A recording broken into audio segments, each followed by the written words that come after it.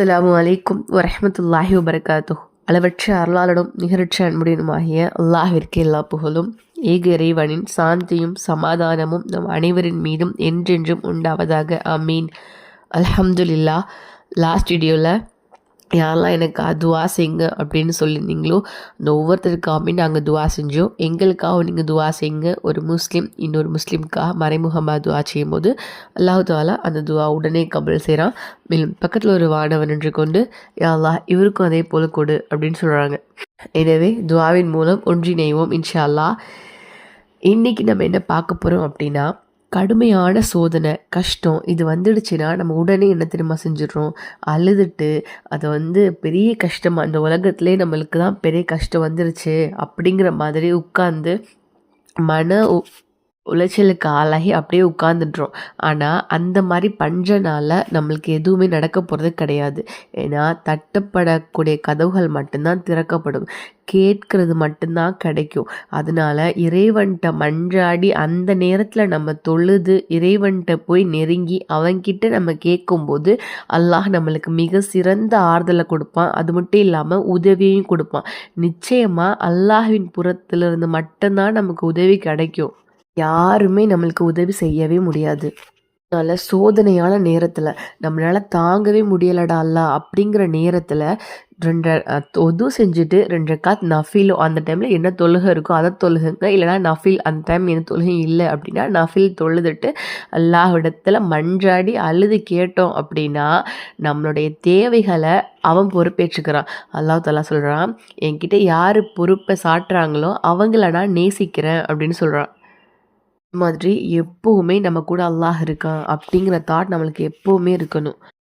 நம்ம அல்லாஹ்வை திக்ர் செஞ்சுட்டு அவனையே வணங்கிட்டு எனக்கு என்னோட இறைவன் என்னை கைவிற்ற மாட்டான், எனக்கு நிச்சயம் அவன் உதவி செய்ய அவன் போதுமானவன் அப்படின்னு அழைக்கும் போது அல்லாஹு தாலா நம்ம கூடவே இருப்பான். அதாவது நமக்கு தேவையான உதவிகளை அவன் செஞ்சு கொடுப்பான். அல்லாஹோட அருளில் ஒருபோதும் நம்பிக்கை இழக்காதீங்க அப்படின்னு அல்லாஹ் தாலாவே சொல்கிறான். கண்ணை கட்டி காட்டில் விட்டால் கூட என் ரப்பே என்னை காப்பாற்றுவான் அப்படின்னு நம்ம நின்றோம் அப்படின்னா அல்லாஹ் நம்மளை காப்பாற்றிடுவான் இன்ஷா அல்லாஹ். என்னால் முடியாது அப்படிங்கிறது எதுவுமே கிடையாது.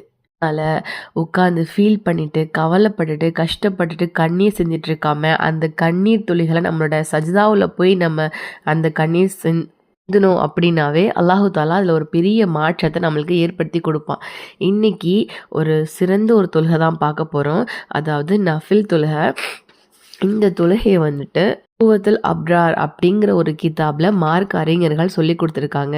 யாருக்காவது கடுமையான கஷ்டமான சோதனை, அதாவது நல்லா கோத்ரூ பண்ணவே முடியலை அப்படிங்கிற நிமிஷத்தில் இந்த ஒரு தொழுகையை நீங்கள் செஞ்சீங்க அப்படின்னா உங்களுக்கு அந்த சோதனையை அல்லாஹு தாலா நிவர்த்தி செஞ்சிருவான் அப்படிங்கிறதுக்காக. ஃபஸ்ட்டு ரக்காத்தில் அல்ஹம்து சூரா ஓதுனதுக்கு அப்புறமா லா இலாஹ இல்லா அந்த சுப்ஹானக இன்னி குன்து மினல் லாலிமீன் ஃபஸ்தஜப்னா லஹு வ நஜ்ஸைனாஹு மினல் கம்மி வ கதாலிக நுன்ஸில் முஃமினீன். ஃபஸ்ட்டு ரக்காத்தில் அல்ஹம்து சூரா ஓதுனதுக்கு அப்புறமா நம்ம துணை சூரா ஓதுவோம்ல, அதுக்கு பதிலாக இந்த ஒரு ஆயத்தை ஒதுக்கிறணும்.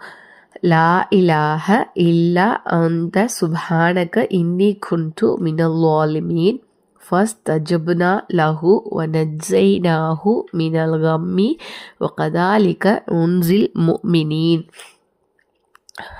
முடிச்சுட்டு இதோட அர்த்தம் என்னன்னா, உன்னை என்று வணக்கத்திற்குரிய எந்த நாயனும் இல்லை, நீ மகா தூய்மையானவன், நிச்சயமாக நான் அநியாயக்காரர்களில் உள்ளவனாகி விட்டேன். எனவே அவருக்காக அவர் துஆவை நாம் ஏற்றுக்கொண்டோம், துயரத்திலிருந்து அவரை நாம் காப்பாற்றினோம், இவ்வாறே மோமின்களை நாம் காப்பாற்றுவோம். இது அல் குர்ஆனோட வசனம். ஏன்னா நம்ம தொழுகையின் போது குர்ஆனுடைய வசனம் தான் ஓதணும். அதனால் இந்த ஒரு ஆயத்தை நம்ம ஓதிக்கிறணும். அப்புறம் இந்த ஆயத்தை 100 முறை ஓதணும். அதாவது ஃபஸ்ட் ரக்காத்தில் அல்ஹம்து சூரா ஓதி முடிச்சதுக்கு அப்புறமா இந்த ஒரு ஆயத்தை 100 முறை ஓதிக்கிறணும். செகண்ட் ரக்காத்தில் அல்ஹம்து சூரா ஓதிட்டு அன்னி மஸ்ஸன்னி லுர்ரு வ அந்த அர்ஹமுர் ராஹிமீன். அன்னி மஸ்ஸன்னி லுர்ரு வ அந்த அர்ஹமுர் ராஹிமீன். அன்னி மஸ்ஸன்னி லுர்ரு வ அன்த அர்ஹமுர் ராஹிமீன். இதோட அர்த்தம் என்னன்னா, நிச்சயமாக ஒரு துன்பம் என்னை தொட்டுவிட்டது, நீயோ கிருபையாளர்களில் பெரும் கிருபையாளனாக இருக்கிறாய். இப்போ நம்ம தொழுகையின் போது தமிழ் வேர்டை யூஸ் பண்ணி சூறா ஓதக்கூடாது. நான் சொல்றது உங்களுக்கு புரியுதா? பொருளை மட்டுமே ஓதக்கூடாது. துஆண்டா நம்ம தாராளமாக தமிழ் பொருளை மட்டும் ஓதலாம். இந்த இடத்துல இதுக்கான அர்த்தம் என்னன்னு நீங்கள் தெரிஞ்சுக்கணும் அப்படிங்கிறதுக்காக மட்டும்தான் நாங்கள் அர்த்தத்தையும் சொல்கிறோம். இப்போது 2வது ரக்காத்தில் அல்ஹம்து சூரா ஓதுனதுக்கு அப்புறமா அன்னி மஸ்ஸன்னி லுர்ரு வ அன்த அர்ஹமுர் ராஹிமீன் இந்த ஒரு துஆவை 100 முறை, இந்த ஒரு ஆயத்தை 100 முறை நம்ம ஓதிக்கிறணும். நல்லா ஞாபகம் வச்சுக்கோங்க, அரப் தான் ஓதணும். அன்னி மஸ்ஸன்னி லுர்ரு வ அன்த அர்ஹமுர் ராஹிமீன் அதான் ஓதணும். அதாவது இந்த ஒரு துஆ பார்த்திங்கன்னா ஐயூப் நபி ஓதியிருப்பாங்க. அவங்க நம்ம எல்லாருக்குமே தெரியும் ஐயூப் நபி எப்படியெல்லாம் சோதிக்கப்பட்டாங்கன்னு. அவங்க உடம்பு ஃபுல்லாமே நோயால் ரொம்ப சோதிக்கப்பட்டாங்க. அப்போது இந்த துஆ அவங்க ஓதுனாங்க. அவங்களுடைய நோய் எல்லாமே தீர்ந்துடுச்சு. இந்த துஆ ஒதுக்கிறணும். அடுத்து நம்ம 2வது ரக்காத்து அத்தஹியாத் திருப்பு இருந்துட்டு 3வது ரக்காத்துக்கு எந்திரிச்சிடணும். 3வது ரக்காத்தில் அல்ஹம்து சூரா ஓதுனதுக்கு அப்புறமா இந்த ஒரு ஆயத்தை ஓதணும். வ அஃபிலு அம்ரி இலல்லாஹ் இன்னல்லாஹ பசீரும் பில் இபாத். வ அஃபிலு அம்ரி இலல்லாஹ் இன்னல்லாஹ பசீரும் பில் இபாத். வ அஃபிலு அம்ரி இலல்லாஹ் இன்னல்லாஹ பசீரும் பில் இபாத். அர்த்தம் என்னன்னா, என்னுடைய காரியத்தை அல்லாஹ்விடம் நான் ஒப்படைக்கிறேன், நிச்சயமாக அல்லாஹ் தன் அடியார்களை பார்க்கிறவனாகவே இருக்கின்றான். இந்த ஒரு ஆயத்தை 100 முறை ஓதிக்கிறணும். வாஃபிலு அம்ரி இலல்லாஹ் இன்னல்லாஹ பசீரும் பில் இபாத். அடுத்து 4வது ரக்காத்து திரும்ப நம்ம அல்ஹம்து சூரா ஓதுனதுக்கு அப்புறமா ஹஸ்புன் அல்லாஹு வ நிஅமல் வக்கீல் ஃபனிஅமல் மௌலா வ நிஅமன் நசீர். ஹஸ்புனல்லாஹு வ நிஅமல் வக்கீல் ஃபனிஅமல் மௌலா வ நிஅமன் நசீர். ஹஸ்புனல்லாஹு வ நிஅமல் வக்கீல் ஃபனிஅமல் மௌலா வ நிஅமன் நசீர்.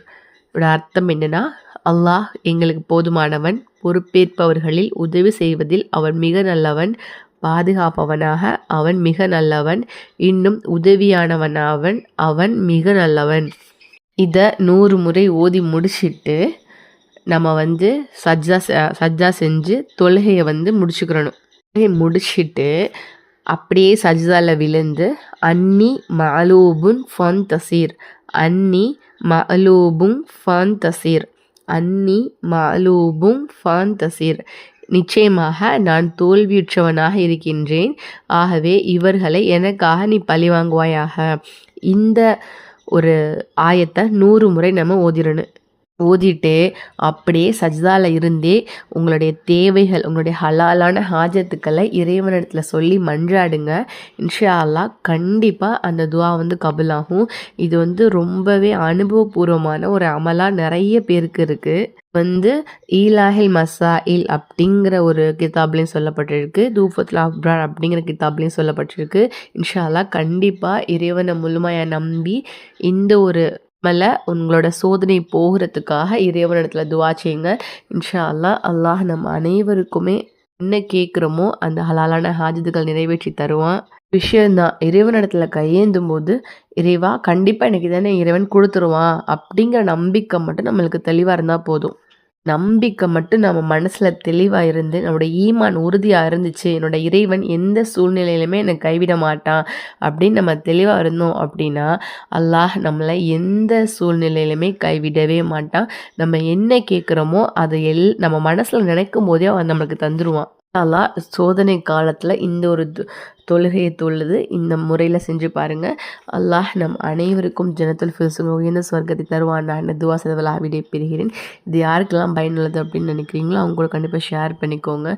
வாஹிதவானா அல்ஹம்துலில்லாஹி ரப்பில் ஆலமீன். அஸ்ஸலாமு அலைக்கும் வரஹ்மத்துல்லாஹி வபரகாத்துஹு.